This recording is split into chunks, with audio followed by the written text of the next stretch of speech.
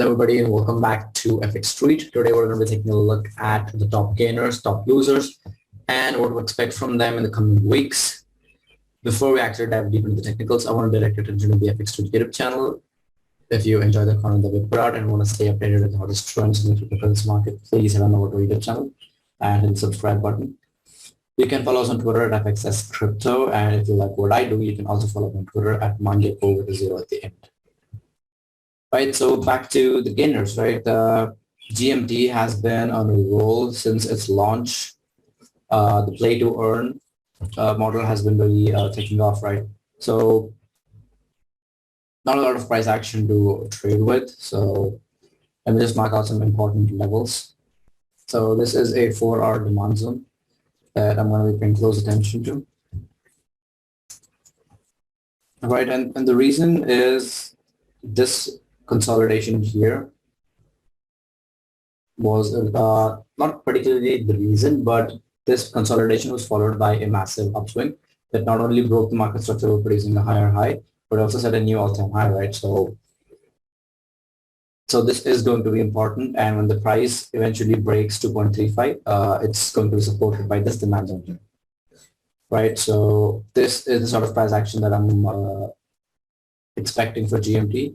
But then again, right, this is a play with the inefficiencies in the market, right? The price produced this candlestick over here, produced FVG, which is fair value gap from here to here, right? So what usually happens after these FVGs are formed is that the price returns to the mean, fills these gaps, and then proceeds to move in the direction it wants, right? For now, I think the 2.35 level is extremely important. Once we breach this decisively and you see a bearish structure form on Bitcoin, that's when you expect the price to get back out in this H4 demand zone, ranging from 1.7 to 2.05, and try to long it here. And expect the price to reach its all-time highs at 3.14. So not a lot to talk about STEPN or the GMT. A minor retracement to the H4 demand zone followed by a move higher. But if we get a breach of this on the daily time frame at 1.78, there's a good chance price could head back all the way down to 1.5 again because of the inefficiency of the move.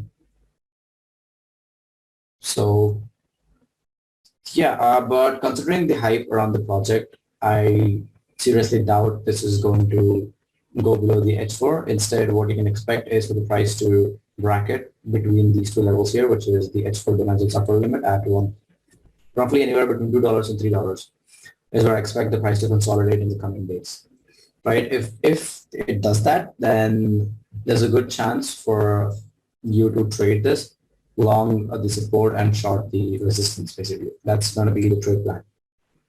So that pretty much sums up analysis for GMT, which was a top gainer last week.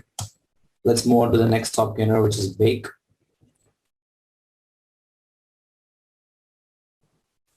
Right, so this is a solid structure that's been occurring in a lot of altcoins, which is simple trend line. Right, so yeah, this is something that you've seen on quite a lot of altcoins. It changes a bit on the log scale. Right, this is a classic example of an exponential move. Right, for now we have the resistance levels around here, support levels around here, and roughly around here, which is 0.76 and 1.01. So in the GMT trade technical analysis, I've explained about the inefficiencies, right? As you can see, when price rose from this red candlestick to here, it left a fair value gap, right? Now this fair value gap is being filled by the price moving lower. Now it's bouncing off of this demand zone that was formed here, standing from 1.06 to 1.26.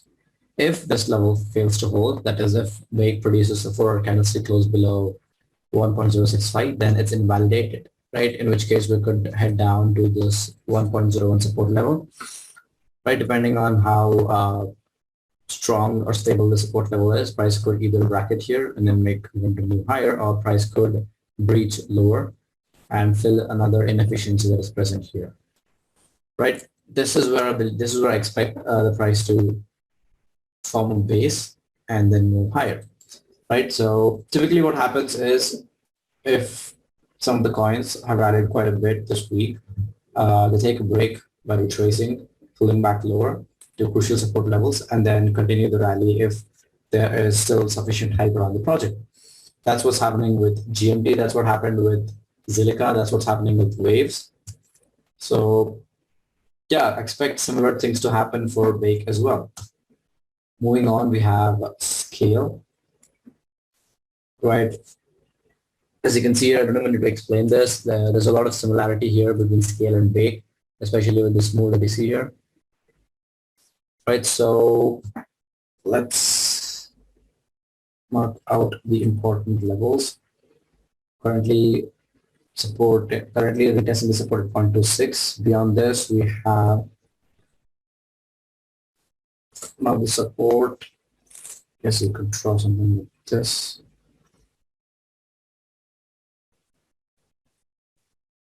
Right, and on a 12-hour time frame, because you can see here, this whole candlestick, which opened here and opened here, rallied here, which is 23% upswing, was completely undone, and the price dropped 11%.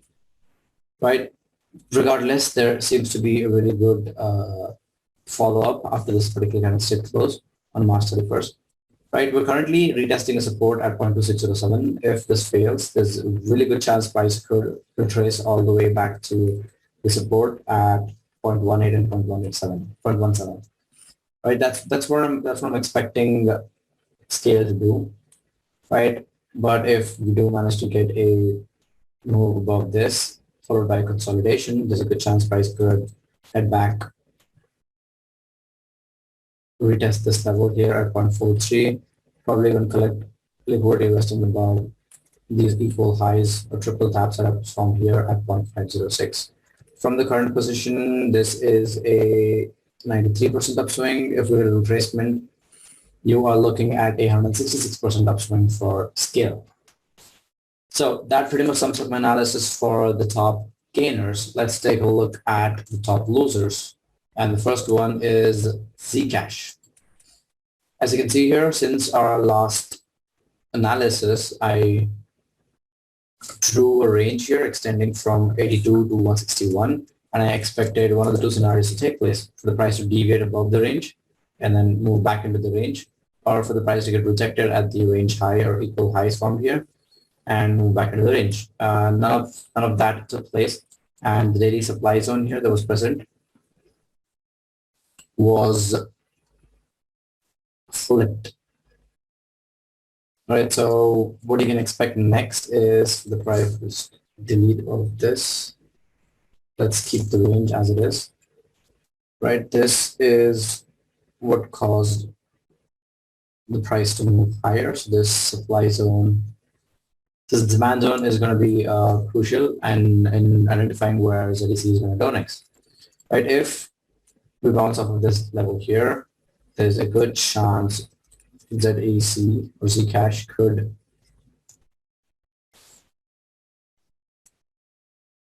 if not this swing high here at 306, there is a good chance price could head up to 247.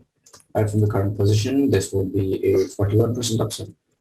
Right, but yeah, conservative scenario, see it going up to 247, an extremely bullish outlook, you see it going up to 306.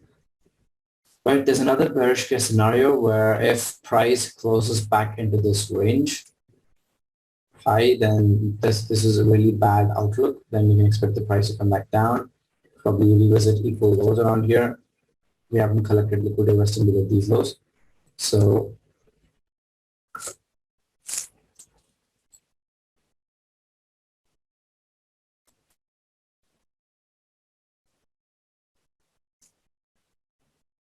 So there's really incentive for market makers to push the price lower as well.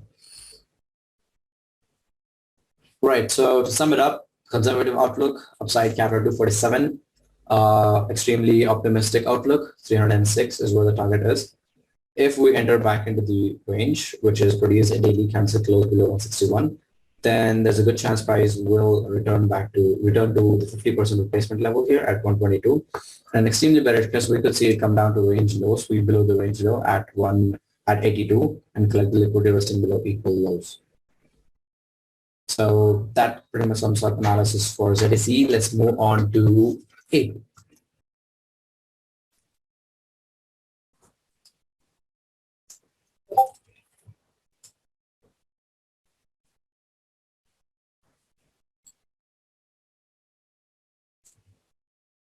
Right, so the last time I discussed this, I'm not sure if it was in a video or an analysis. I expected the price to retrace back to this $12 support level here. And the reason for that is because the price was forming a triple tap setup again, right? Price forms a high, deviates above the high, forms another swing high, and boom.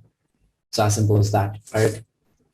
So what can you expect now, right? The price, there was quite a bit of consolidation that took place here, so I'm expecting that level to hold, which extends roughly from $11 to $12.26, right? If the price is going to bracket around here, considering how I'm not extremely bullish, but I am expecting Bitcoin to head back to last Monday's highs, right, which is somewhere in the 47K, 48K regions. In which case, I'm expecting altcoins to do a similar run up as well. So we are going to see a retest of this H1 supply zone, which is again going to weaken this. But since its formation here on 18th March, the price has retested this once, twice, thrice, right? So every retest of the supply zone or demand zone weakens it, and there is a good chance for the next run up to move higher and set up a new all-time high. As for the bearish case scenario, you get probably a 4-hour candlestick close below 11.5 would trigger a move down to the range low at 9.64. So that's it for APE coin. Seems pretty straightforward for APE coin.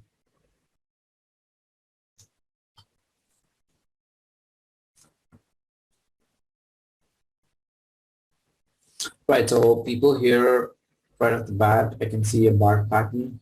It pulled a bar pattern, but the trend line seems to be holding up pretty good.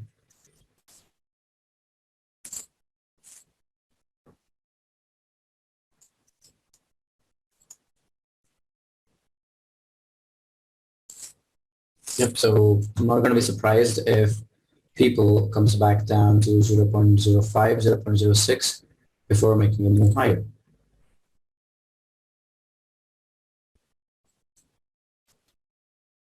Yep, so you have the supply zone here extending from 0.07 to 0.08, right? Once we get a clean slip of this level, then there's a good chance for the price to produce higher highs and kickstart some sort of a run-up to 0.12 and 0.168.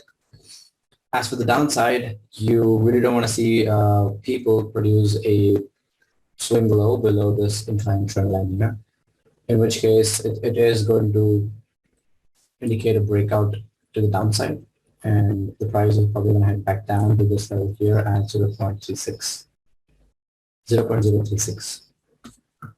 So upside for now capped at 0.08.